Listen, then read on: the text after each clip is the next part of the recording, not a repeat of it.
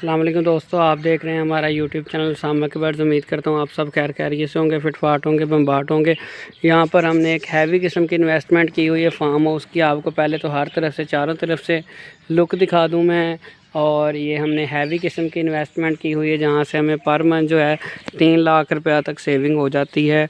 अखराजात वगैरह निकालने के बाद हमारे इस सेटअप पर गाय वगैरह भी मौजूद हैं। गाय सेल परचेज़ का काम है, दूध वगैरह का सेल परचेज़ का काम है, और दूध निकालने वाली मशीन पड़ी हुई है, क्योंकि गाय जो होती हैं हमारे पास वो ज़रा नस्ली होती हैं, तो इस हवाले से इनका काफ़ी दूध ज़्यादा होता है और मशीन ही सही रहती है। बाकी मुलाज़िम वगैरह के अखराजात निकाल के और बाकी बिजली के बिल वगैरह ये सारे अखराजात निकाल के हमें 2.5 से 3 लाख ईज़िली पर मंथ बच जाता है। किसी महीने कम होता है तो अगले महीने उससे ज़्यादा हो जाता है। तो इसलिए अगर हम एवरेज लेके चलें तो हमें अपने फार्म हाउस के सेटअप से डेयरी फार्म भी अंदर है, गोट फार्मिंग भी अंदर है, वो सामने बकरों का शेड है, इस तरफ गाय का शेड है, पिछली साइड पे सील बर्ड्स का इंतज़ाम किया हुआ है। वो गेट जो आप सामने देख रहे हैं, इससे आगे वाली साइड पे सैली तैयार किया, साथ वहाँ सील बर्ड्स हैं जो कि फ्री ऑफ कॉस्ट पलते हैं, जिन पर कोई अखराजात नहीं आते। जैसे ये आप चूज़ा देख रहे हैं इस टाइम, ये फिर रहा है, इसमें सारा दिन इसी तरह गंद बला इधर उधर से खा पी के खुश रहना है और हमेशा कुछ नहीं डालना पड़ना।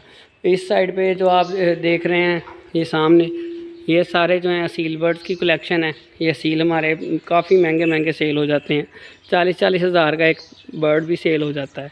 जिन दोस्त भाइयों को सील की पहचान है वो वीडियो में देख के समझ जाएंगे कि क्या चीज़ है ये, क्या इसकी क्या प्राइस बनती है। क्योंकि बाद जो शौक़ रखने वाले लोग होते हैं सील बर्ड्स का, वो उसकी बहुत ज़्यादा पैसे देने को भी तैयार होते हैं अगर उनको पसंद आ जाए। इसी तरह गाय अगर किसी को पसंद आ जाए तो वो भी उसकी खूबसूरती देख के, उसकी क्वालिटीज़ और उसकी ब्रीड को देख के ठीक ठाक पैसे देने को तैयार हो जाते हैं। चीज़ शर्त ये है कि क्वालिटी वाली हो, फिर उसके काफ़ी ज़्यादा प्रॉफिट मार्जिन आपको मिल जाता है।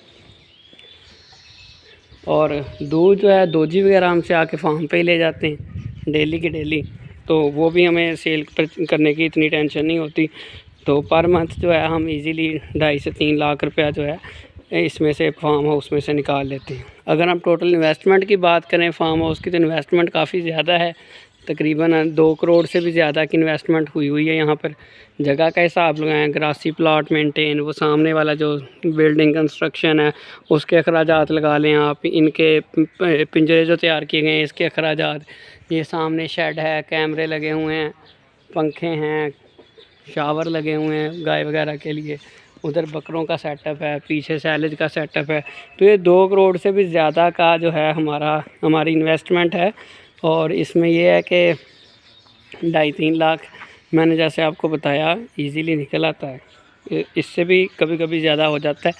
तो इसका अगर हम ब्रेक इवन पॉइंट लगाएं कि कब आपके ये पैसे पूरे होंगे, तो आप उस हिसाब से 2 करोड़ के हिसाब से काफ़ी लंबा अरसा बन जाता है वैसे तो आप खुद भी कैलकुलेट कर सकते हैं कि कब ये पैसे पूरे होंगे। कुछ ही हमारा अपना शौक़ था, अपनी गवर्नमेंट जॉब थी, वो छोड़ के जो है हमने ये स्टार्ट किया था। छोटे भाई ने गवर्नमेंट जॉब लगी थी, उसने कहा मैंने अपना परिंदों जानवरों का शौक़ ही पूरा करना है।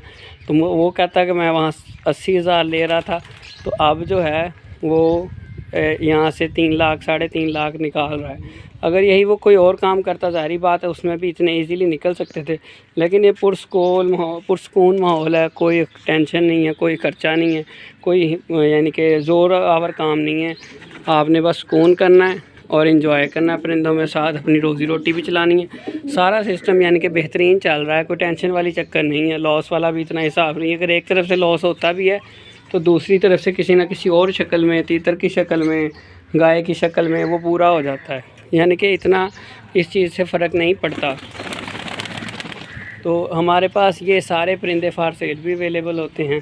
कबूतर भी फार सेल हैं, बच्चे इनके, सील बर्ड्स हैं उनके बच्चे भी फार सेल हैं, ठीक है। लव बर्ड्स हैं, ऑस्ट्रेलियन पैरट्स हैं, ईरानी तीतर हैं, ये भी फार सेल मिल जाएंगे आपको। छोटे बच्चे हैं इनके, वो भी हमें इसलिए सेल करने पड़ते हैं क्योंकि इनकी ब्रीडिंग होती है, जब तक बहुत ज़्यादा हो जाते हैं फिर उनको मैनेज करना बहुत मुश्किल हो जाता है। तो हम उनको फिर उसका हल यही है कि हम उनको सेल कर दें, फिर हम उनको जो है सेल कर देते हैं। फैंसी कबूतर हैं, बकरे वगैरह हैं, बकरे जो हैं हम कुर्बानी के हिसाब से सेल करते हैं, जब कुर्बानी आती है तो तब सेल करते हैं।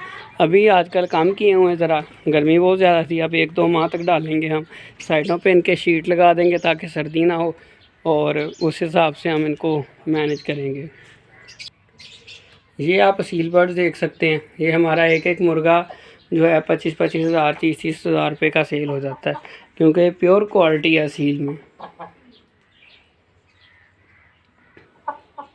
फिर हम कार्गो कर देते हैं, लेकिन हम इनके जो है ज़्यादातर हमारी कोशिश यही होती है कि हम बड़े जो हैं मुर्गे मुर्गियाँ ये सेल ना करें, क्योंकि यही हमें प्रॉफिट जनरेट करके देते हैं। इन्होंने अंडे देने हैं, इनके पेयर बने हुए हैं, इन्होंने अंडे देने हैं तो बच्चे निकलने हैं, तो फिर जो है आपको पता है सील मुर्गी लाजमी कुड़क हो जाती है, लाजमी बच्चे निकालती है।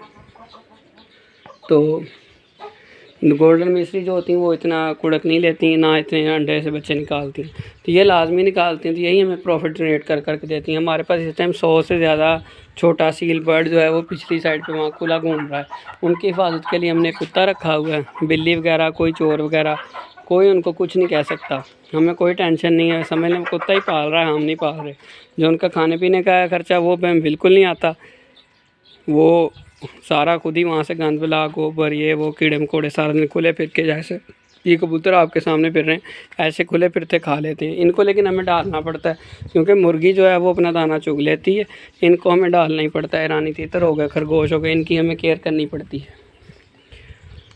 तो ये जी दोस्तों हमारे फार्म हाउस की इन्वेस्टमेंट और प्रॉफिट की रेशो जो मैंने आपके साथ शेयर की। उम्मीद करता हूँ आपको हमारी वीडियो पसंद आई होगी। देखते रहें हमारा यूट्यूब चैनल उसामा के बर्ड्स। मिलते हैं इंशाल्लाह अपनी नेक्स्ट वीडियो में। अगर आपको फार्म का सेटअप पसंद आया तो हमें आउट ऑफ 10 हमें रेट करें कि आपको फार्म कैसा लगा और इसमें क्या क्या कमी और क्या क्या चीज़ अच्छी लगी, ताकि हम उसको अपनी कमियों को दूर कर सकें और अच्छी चीज़ पर हम खुश हो सकें। मिलते हैं इंशाल्लाह अपनी नेक्स्ट वीडियो में। दुआ में याद रखिएगा। अल्लाह हाफ़िज़।